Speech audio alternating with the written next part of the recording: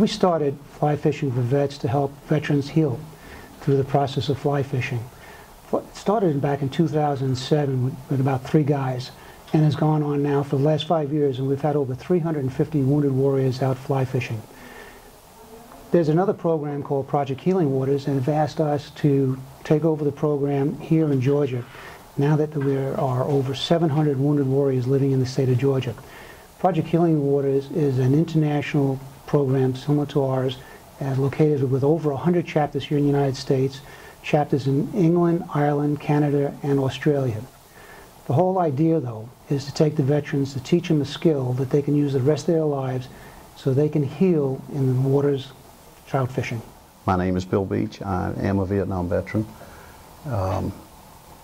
Spent 15 years as an Army officer, and then I ran a company here in Atlanta doing leadership training and development business, and then worked for one of Atlanta's major employers as head of human resources for another 15 years, and then retired. And upon retirement, through the Atlanta Fly Fishing Club, I got word that they were having a veterans event in Cherokee that was being sponsored by the guys in Charlotte.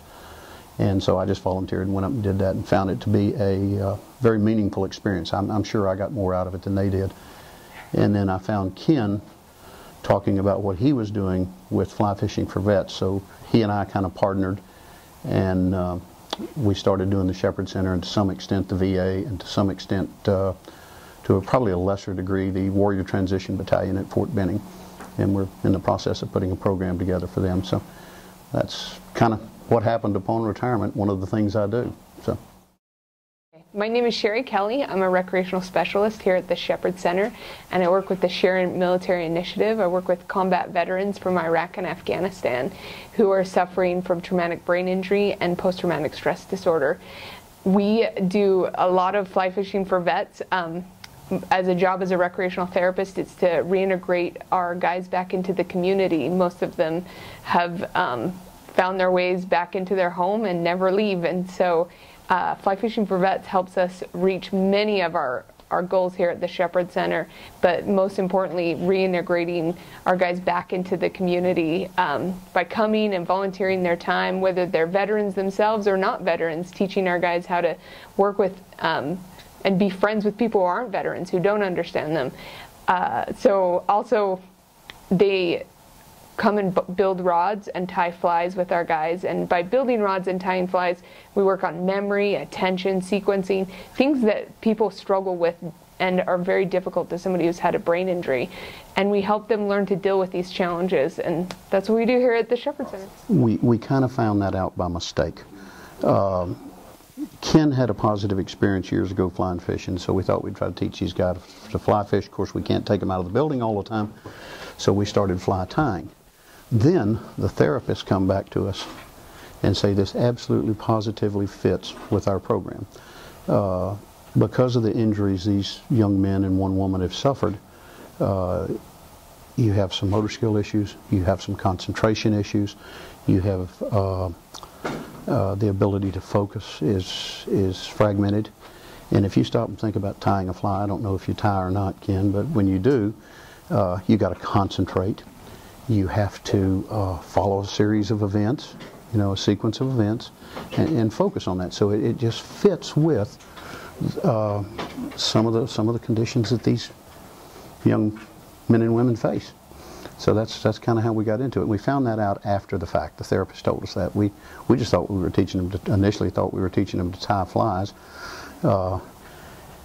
Later on, historically, we found out that right after World War II, they took one of the nation's best fly tyers and put him on the staff at Walter Reed, and that's all he did, for the very same reasons. We just kind of blind pig finding an acorn, we stumbled into it. Parallel to that, and I know you asked me about fly tying, but one of the members of our core team meets with them on Thursday nights, and we provide them with kits to build fly rods. And it's very much the same process. There's a sequence of events there. You've got to concentrate, you've got to wrap the rod, you've got to, put all the components together. So of the people you saw today, I think all but one of them is building a rod in the evening for their own use that we'll give them when they leave the program. I'm Gene Barrington. I'm with Project Healing Waters, fly fishing for vets in Atlanta. We work with the Shepard Spinal Center and work with Wounded Warriors with that program. I teach them how to tie flies, We have about anywhere from 4 to 6 guys that come through once a quarter.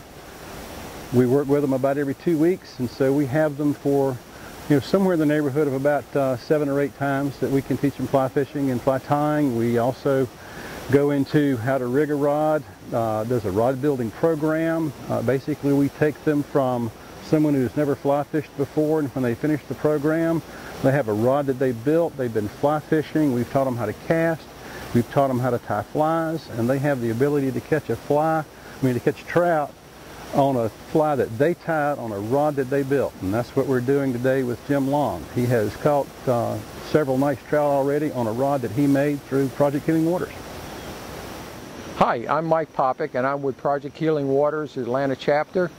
And what I do on the Project Healing Waters is, my duty is to work with wounded vets from the Shepard Spinal Center on building out their own fly rod. These individuals will go through the entire process of building out the grip, starting from cork rings all the way to wrapping the individual guides. The wrapping of the individual guides is labor intensive. They have to concentrate on the guides, the thread wraps, and to make sure everything is aligned perfectly. They take pride in what they do, and several times they will actually rewrap a rod because they just don't like how it's done. It's important that I found out with a vet building a rod is to have patience with them, because they are undergoing a really hard time. It's amazing what the Shepard Spinal Center is doing with those folks on getting them back to some type of normalcy in life. The two individuals stand out to me that really impact me. One is a fellow named Zach. Zach, when he started building his fly rod, he could only concentrate for 5 or 10 minutes at a time before he would have to take a 15-minute break. The Shepard Spinal Center, and I hope rod building, got him to the point where towards the end of the class, he can concentrate for a whole hour and without asking for a break. And I found out the other day that Zach is now enrolled in college. So that is a really good thing to see a fella go from not being able to concentrate for 10 minutes to go and concentrate and now going to college. The second individual that I really have a heartfelt meaning of is Jim behind me. Jim spent over 30 to 40 hours doing his rod. It's got the flag colors in it. It's a blue rod with red wrappings, and the trim wraps are red, white, and blue. It really looks nice. Jim's proud of his rod. We wanted to take him out here today in the river and have him catch his first fish on a rod that he built. And he's doing a pretty good job at it right now. We've had a lot of guys come through our tying program, and quite a number of them, you could tell that they really became attached to tying flies. But Jim was kind of special. Remember the first fly he tied, it took him maybe 15 minutes to tie it. Then he wanted to do another one. It took him about 5 minutes to tie the second one. The second one was 10 times better than the first one, and you could see the light in his eyes. At that point, tying flies just absolutely hooked him. I would say he's a prodigy. He has learned how to tie very well. He picked up all of the tools very well, especially the whip finisher, which is one of the most difficult tools to learn. It took him one fly to learn it. From that point on, he's been an expert with it. He's just absolutely been good. The other thing he's done is he got into figuring out different things to do with the fly. He designed a fly on his own, did an excellent job with it. It's a little yellow jacket type bee, and he's used some techniques in tying that, and I've been tying for 50 years, and he's got some things on that fly I never thought of doing. And it's an excellent fly. It's well tied, well made. It's also going to be a fly that is going to hold together well on a fish. This afternoon we're going to find some fish rising, and we're going to catch fish on one of his bees. I learned how to tie flies and build a rod. I learned a lot about fly fishing, how to cast, how to set the hook. It's a lot of interesting stuff.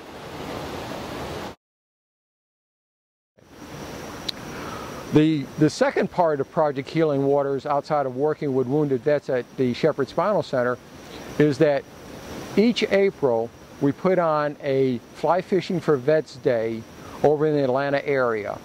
We partner with the Department of Natural Resources, who stocks the river with 3,000 fish for us, partner with the Chattahoochee National Parks, which allows us to use the park facilities for the wounded vets. All the Trout Unlimited organizations in the Atlanta, Metro, and North Georgia areas participate in the event, and we have over 200 volunteers. We usually have about 60 to 100 vets show up, some from Fort Benning, the Wounded Battalion, some from the VA hospital in Atlanta, and our graduate students from the Shepard Spinal Center, and anybody else who's undergoing at the Shepard Spinal Center at this time. We have individuals that will donate food, silent auction items, and this is where we raise money to allow us to do things like fly tying for the vet, where the vet gets a fly tying vise and gets to be able to tie his own flies. Rod building gear, where they get to build their own rod. The affordability to let us buy them a fly reel line so they can go out and fish. So we get a lot of support from Trout Unlimited organizations and a lot of the, I guess, vets that have been through these services helping us out. Keep it around. But what is wonderful about Fly Fishing for Vets is if I have a client who lives in Massachusetts or Kansas City, I can call one of my guys and we can look up the Trout Unlimited chapter, and we can find a Vietnam vet or somebody who loves to fish who can mentor my guy back into their home community at home, who says, you know, hey, let's get out of the house, let's go fishing, because that's what they really need, is somebody to help them get out of the house. And that is one of the most wonderful things about Fly Fishing for Vets, is it's a national chain. You know, if we go glass blowing, it's very difficult for me to send them home to go glass blowing, but fishermen are like the most wonderful giving people, and they will take your vet out, you know, wherever you want, fishing or do whatever you want to do. And that's what's so wonderful about Fly Fishing for Vets, is you can just call somebody up in a TU chapter around the country and they'll, you know, hook you up. So I had a guy in Kansas City, and I found a TU chapter member, Vietnam vet, worked at Bass Pro Shot, got him all outfitted. You know, this is a guy who's prone to never leave his house, hadn't left his house in 5 years, and so I was so worried about sending him home. In a month, he had taken him on 3 fishing trips. He was in a camper with his wife, you know, somewhere in Kansas City camping. So just wonderful people who will take care of these clients that you've grown to love and you worry about, and they'll just take care of them for you. It's just wonderful. So fishing people are the best. You know, a lot of people use the term giving back. I don't think it has anything to do with giving back. I think it's much more of a strong moral obligation that I have, and I know some of my colleagues have, about doing anything we can do to help these young men and women who have made multiple tours in a very, very difficult environment. I think we owe them something, and that's why I'm involved. Hey, I'm Joey Walraven. I'm with Team North Carolina up here in Cherokee, North Carolina today, helping out with the Project Healing Waters event. Some of us are getting together and help guide and kind of teach these wounded vets a little bit about fly fishing. It's important to me because it's just a way of giving back to them. They've given so much for us, and it's just a small price to pay to come out and spend a day and get to know these guys and teach them something that maybe they can get involved with and might make a difference in their life. So I'm happy to be here.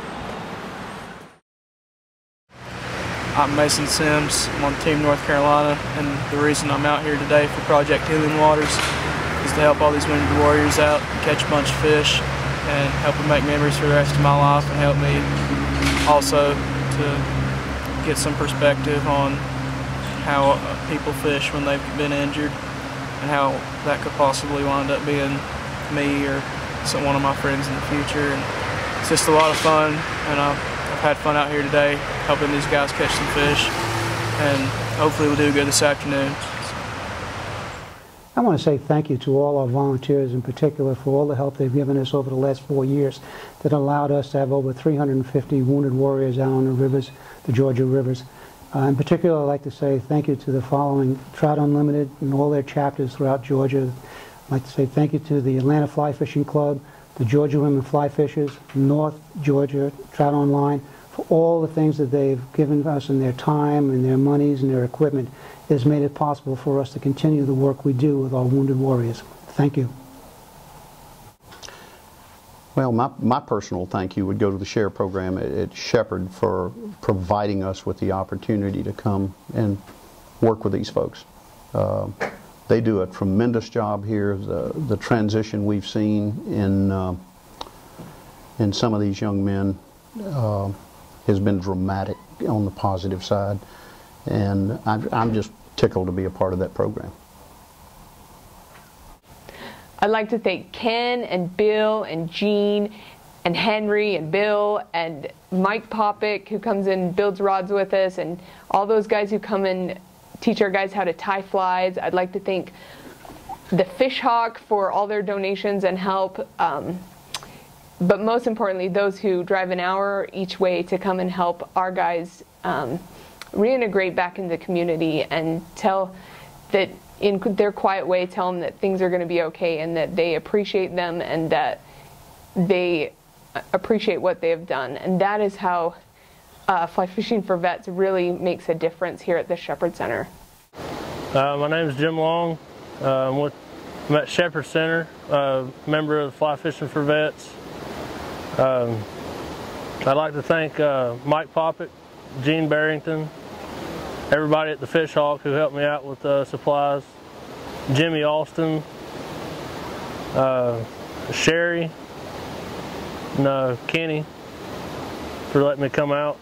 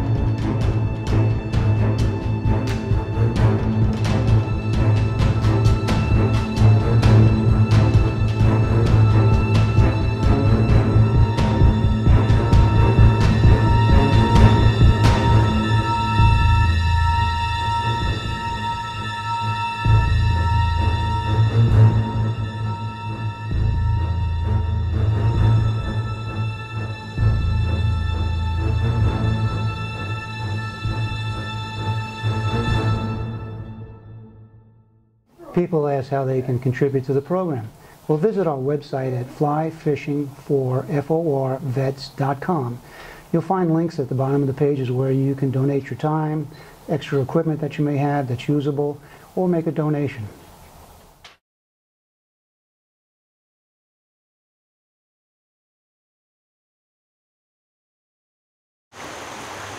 I got it. You okay? I think I got a little wet. I got my lure back. You got a bath for today. You don't have to take a shower.